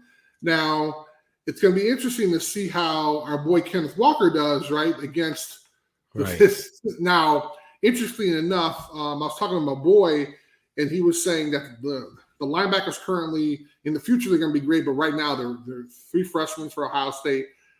That's where they're probably weakest, and they're actually going to be going up against a great player. Hey, Kathleen, what's up? How you doing?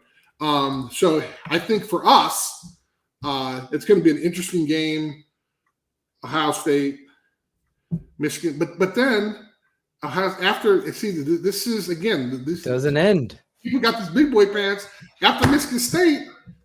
Michigan. I mean, this is the meat of the season. I mean, this is really how you're going to tell how good these teams are. And imagine if Ohio State gets through this gauntlet, please. Then you gotta.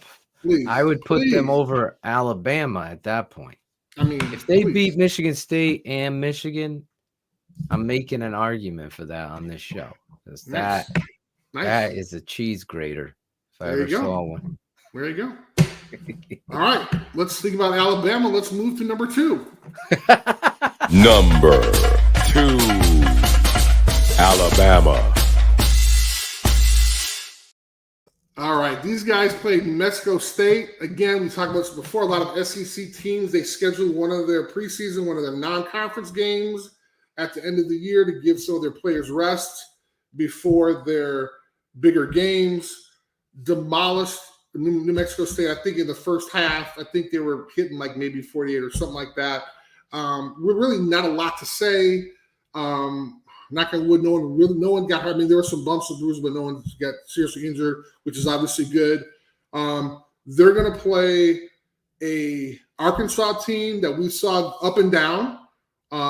They've had a great year. Unfortunately, they're not doing too well the last couple of games, but they have a chance to kind of prove themselves against Alabama, who I think is going to happen. I think Alabama's going to whip that ass. But interestingly enough, it's going to be preparation for Alabama's chance to kind of win out, and they have a chance to do well against Auburn in the Iron Bowl. Now, not trying to think ahead, but Nick Saban has to keep them kind of in line so they can play a good game against Arkansas, and then after that have a chance to kind of regroup for Auburn. So let's see who's number 1. Number 1, Georgia. Phil, you want to jump on this? I guess we can say that actually Georgia, they actually do have humans on the team. They are humans. Yes. Because we saw a touchdown being scored, which we actually hadn't seen. I'm saying it was so rare that they only had 6 touchdowns all year scored on them. So, and Tennessee scored first with a field goal. So I thought that was really interesting. But I have the idea that Tennessee had a chance. I mean, it was kind of close in the beginning. I was kind of wow. This is a game. I was having fun watching that game too. That the Purdue game got washed out real quick. Yeah, real quick. So I had to go over to CBS and watch Georgia and Tennessee. Was they were in the fight.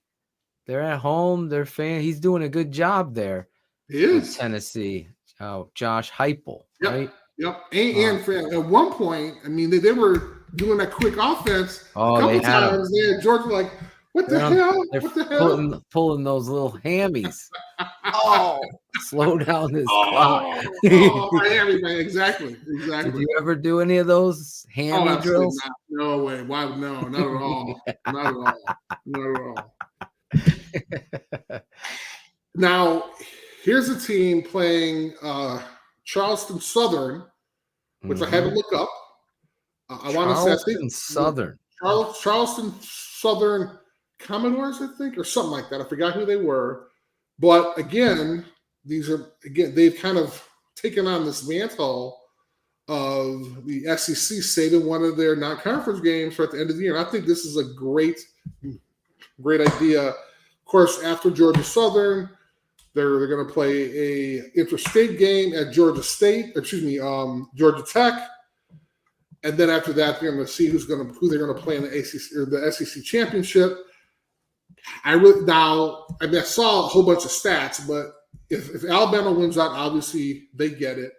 There's a chance, though, that Ole Miss, if Alabama drops these next two, Ole Miss can be in the SEC championship. So God bless us some Lane Kiffin, man. That would be unbelievable if that happened. And you look at the reality of this Georgia defense. To Chris's point, they saw some kinks. So any team scouting is preparing a similar type of game plan that you saw from Tennessee. Obviously, this week, I think Georgia's going to handle business. I could say that. Well, did you see when what's the spread on that game? I don't know what the spread is, but I keep forgetting that guy's number 99. I keep forgetting his name. Davis. Okay. Let me look him up. When he went out, he went out. The guy they brought in, he was 6'6", like 280. His backup. Like, what? Come on, man. So, really, and at this point, who was the tallest that you played? Jordan Davis. Jordan Davis. Yeah, is his name. Yeah. Well, yeah. When you were with the Bears or anywhere, who was the tallest? Dent, or was it Alonzo Spellman? No, on defense or on the team? Defense. Probably Richard. Yeah, probably Dent. Dent. Yeah. Was he like the biggest guy that you've seen play defense? No. My rookie year, and I mentioned this before, they signed an undrafted free agent by the name of James Williams. Oh, big cat. From Cheney State. And I was like, and it was HBCU, and I was like, hey, man, what? He was like, yeah, no, I'm watching. I'm like, oh, my God. He played D-tackle. I was like, I'm never going to play here. Thank the Lord they moved into offense, because I was like, Lord. So our rookie year, there were a couple games that he was inactive. Right. And I'm out there and I'm like, okay, what do I have this dude don't have? Because I mean, he doesn't have to move that far. He can just take a reach. I got to take a couple steps to get there. All he has to do is reach. So, but it all worked out. He had a great career. Oh my God. Made a whole bunch of money, made a whole bunch of Pro Bowls and stuff like that. That was by far the biggest dude that I've seen that I played defense with. That was the best move. I don't know who decided that. Was that Coach Ditka? That definitely was Coach Ditka. So there you go, Coach Ditka. I think it was the offensive line coach. I think it was I forgot his name. Oh, who was the offensive line coach? It was an old dude. Damn, I forgot. I forgot his name too. He doesn't get enough recognition for what he did. Well, look at it. They just had Jim Covert. He just he got inducted to the NFL Hall of Fame this year. Did you ever go against Covert in practice? No, but I'll tell you what happened. This is how smart Dave Wannstedt was. So, and God bless Jim. I mean, this is terrible, but in his last year, we were in Platteville. Yeah. And Dave had one-on-one run drills. Like you had starter against starter. Yep. Doing run drills, doing like the second practice, right? Of the double sessions we had. And he was going up against Dent And God. COVID checked his backup. He was done. Oh my God. I mean, why would you have? First of all, why would you have Dent and Jim Covert go up against each other? For what? Right. I mean, what do they have to prove? You got one dude who's been in the league forever and a Pro Bowler. You got the other guy who's a Super Bowl MVP. What do they have to prove? I don't get it. And that was Covert's last year. Sad, man. That's sad. Terrible. That's sad. Let's not end on a sad note. Let's look back at Chris Zorich's top 16. Love it. All right, we got BYU. You want to see it like that or like this? Oh, hey, I like this one because I can read. No, that's like too yep. small. There we go. Yep, there we go. I, like I am 52, so Tanji. There you go, Tanji. We have to thank Tanji for this for that great graphic. We got 16 BYU, Wisconsin, Baylor 13, Texas A&M 12, Wake Forest, Oklahoma, Ole Miss, Lane Kiffin at 10. Michigan 9, Notre Dame, go Irish at 8, Michigan State, Cincinnati at 6, Oklahoma State, Oregon, Ohio State at 3. A little controversy there for folks, Oregon or Ohio State. I'm picking Ohio State higher. Number 2, Alabama, and number 1, Georgia. There you go, Georgia. Hey, I know that one. That's Ray Charles, right? There you go, Ray Charles. Ray Charles. That's this week's Super 16 Pulse Show. You heard Chris talking about takes time to put this together, to check the boxes, check the stats, and then check the tape. That's what he does. He wants to see the game. Because what? The tape never lies. It never lies, Chris. And when you look at no Iowa on the top 16. Last week they were number 15. They were number 15, but they got now they're knocked out. Yes, they are. They've been showing me some improvement. Wisconsin has been showing a little bit more improvement than Iowa has. So listen, Wisconsin's playing some great football. They're rolling, man. They're rolling. Rolling. Jump around.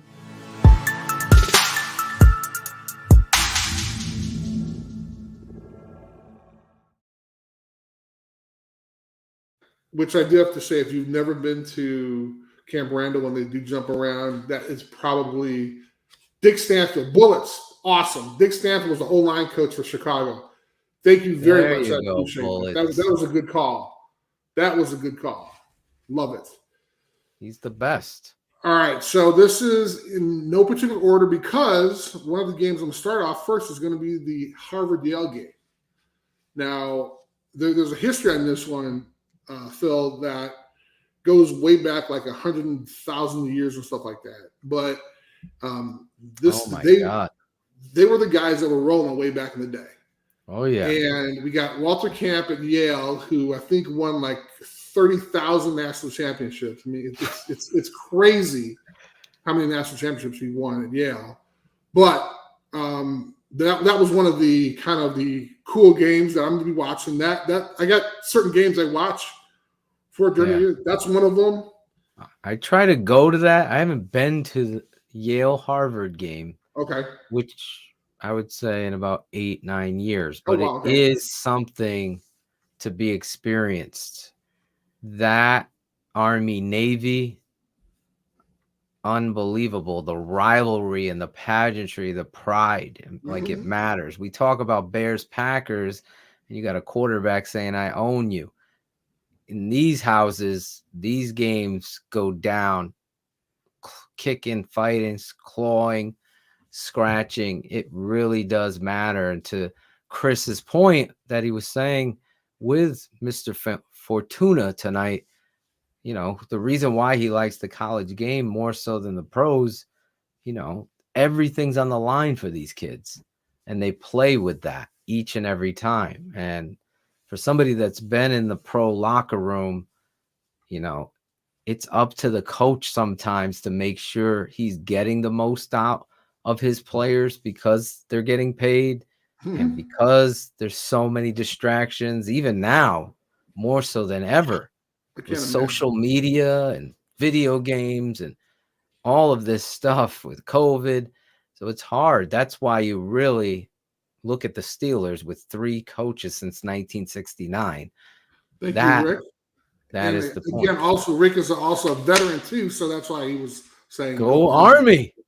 There we go. Has Because it's Rick all over. been? Apparently, Rick doesn't have anything to do tonight. So I've been to 4 Army Navy games. Oh wow! I've never been to any. Me and you have to go together. Well, we have to go to Harvard, Yale.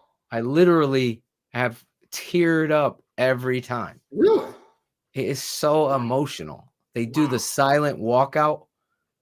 It's like, holy, not a peep. You don't hear a freaking, and all you hear is the feet on the turf or the grass, like, and they stand there for silence for all of the veterans that have passed and sacrificed their lives. Dude, I'm getting the chills right now, man. That's crazy.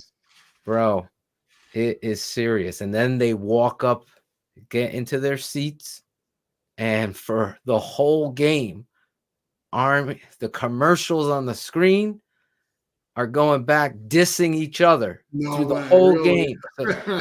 So Navy will go taking shots at Army. Nice. And Army goes taking shots at Navy. And then the mascots are going back and forth trying to steal each other's things. They have the trophies there. It's nice. Got to be seen. You have to go see that. And the game itself, I mean, you only got to go through the history. It's just like everything on the line for these guys. Everything. This is it. This is their last game of football they'll ever play for most of them. And it's like, absolutely, it is a war.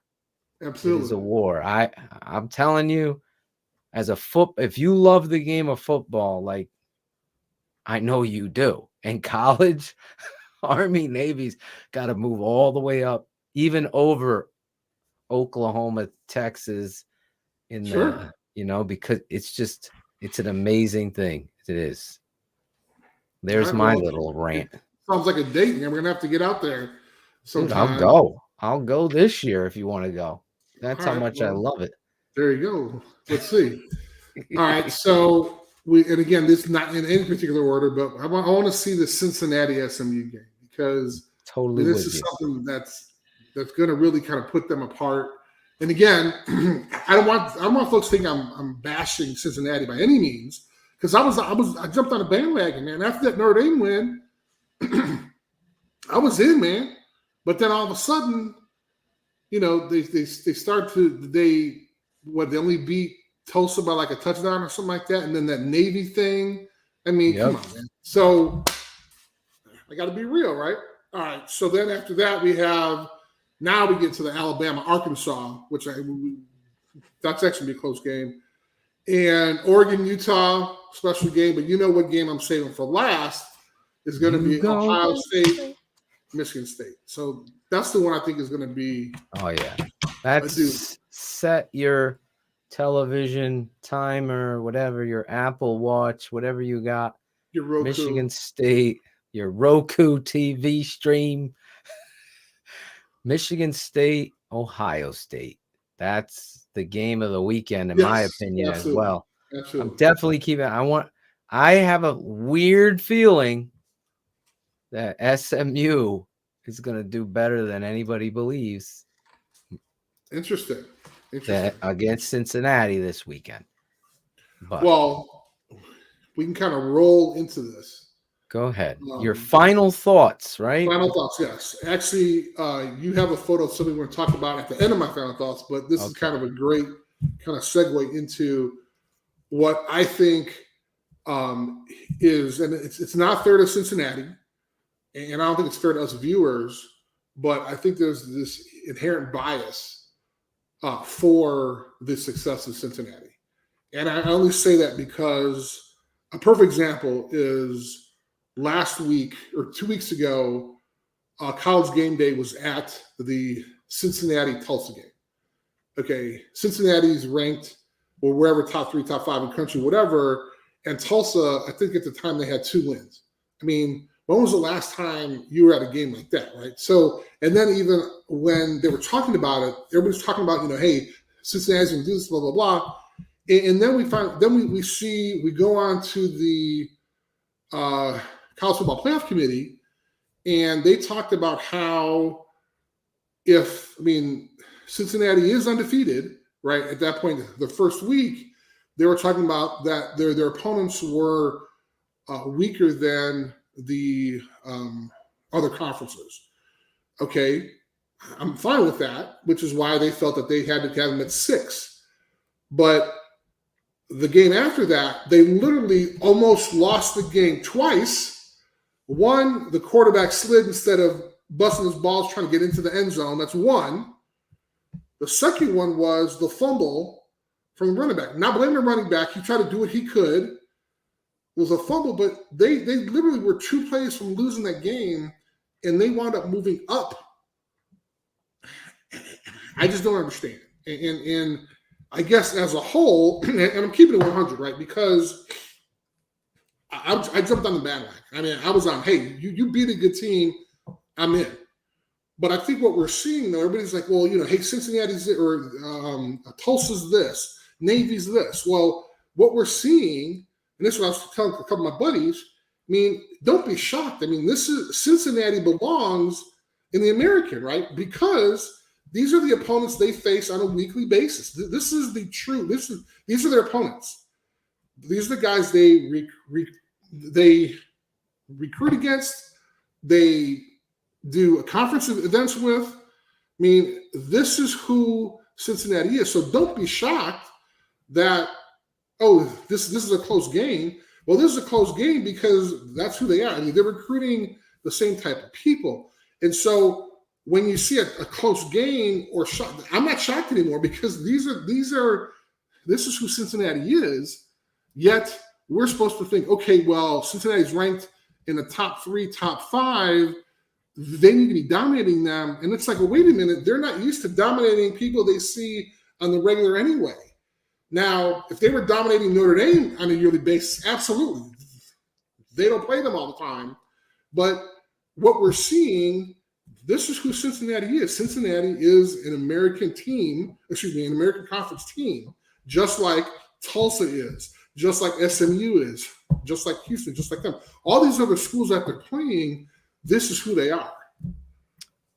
I totally agree there. This is interesting. How they perform this week, obviously, will it affect the poll? And also Notre Dame right there.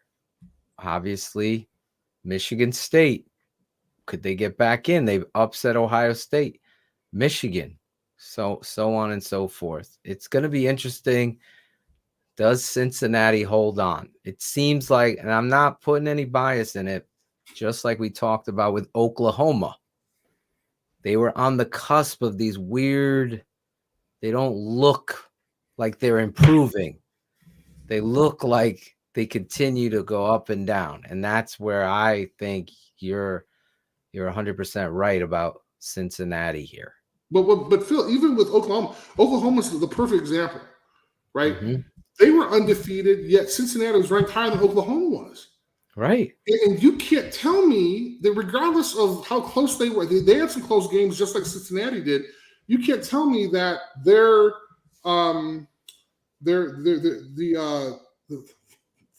strength of schedule was stronger than Oklahoma's. Are you kidding me? No. Yet there's this bias of, hey, we have to get Cincinnati in because everybody's talking about it. Everybody's complaining. They're going to be in the Big 12 in a couple years. We want Cincinnati in there to kind of show that, hey, everybody counts. Everybody has a voice, which I can't get behind because at the end of the day, I think everybody in that room who's making those decisions for the College Football Playoff Committee, everybody in my room, which is me, put together my Super 16 poll. I'm looking at the opponents. I'm looking at who they're playing. And I realized, and I just had this epiphany last couple of weeks, that we shouldn't be judging Cincinnati on Power 5 teams, the way Power 5s are performing. We need to judge them as a group of 5 team. And when you start doing that, this is what happens. So they beat a a South Florida team, they're going into the fourth quarter with them by 10 points. This is who they are. So the scary thing, hopefully this won't happen, but at the end of the year, if they go undefeated, at the end of the year, then the college football committee, they're going to have to make a decision and say, hey, guys, let's look at the strength of schedules. I mean, how many 2-7 teams can a team play to keep moving up? So that's kind of my rant. The second part of that is we have, unfortunately, Clyde Emmerich, who was the strength conditioning coach for the Chicago Bears, passed away this week. And a lot of folks have been saying some great things about him. He was a great guy. As you can see, he was young for his age, and he was phenomenal. I know when I love to work out, and he was always in there. There were times when me and Stephen Michael would go in after practice and just work on our arms, just do curls, and he'd be in there with us. So, I mean, Clyde's family, wonderful folks. Clyde's a great individual. He was old school, so I loved him. So when I got there, I was one of his favorites because that's all I did was lift weights, and he was excited about the fact that I kind of came in there and really kind of listened to what he said, learned a lot, and he is definitely going to be missed. So those folks who might not have known him, great guy, and literally was the longest employee that the Bears had, I think, at 50 years. So that was amazing. Once again, another incredible show by Chris Zorich right here on TTNL, the Tape Never Lies Network. Every week, every Monday, 8 East, that's 7 Central, Chris Zorich jumps on the show, breaks down his Super 16 poll show, giving you the best 16 teams in the land, according to him. I want to thank the Football Writers Association of America, the National Football Foundation, College Football Hall of Fame, who Chris Zorich is a Hall of Famer. Look at this. Tonight, in the Ottochian house, I was going through. Oh my God, this is hilarious. And I found Ditka's 1994 Ditka's playing cards. Oh my God. There he is, number 10. You're the and 10 of hearts. The Iron Mike Award. That's awesome. You think he had some love for you or what? Put you as the. Hey, he drafted me, didn't he? Playing when the 10 of hearts. No, that guy's too short. Wasn't the Queen of Hearts? I remember that song. Playing with the Queen of Hearts. Yeah, I got that one. There you go. A joker ain't the only fool. Wow. And that was the year after. Yes. I was on the All Madden team. All Madden. Chris Zorich. And for you millennials. My last plug for myself here. Yes. And that year we played the Lions on Thanksgiving, and our defense held Barry Sanders till I want to say like maybe it was under 50 yards, maybe like 52 yards or something like that. Oh, yeah. And Madden and Summerall, they gave us the whole D-line. We all got turkey legs. You did. And I have a picture somewhere. I got to send you. We got to find that pic of you eating a turkey leg. Yes. Looking like you're awesome. King Arthur. You're in King Arthur's court with that turkey leg walk. Awesome. Speaking of which, Chris Zorich is going to jump on BHL with us. Some breaking news on Thanksgiving Day, after Bears. There you Lions. go.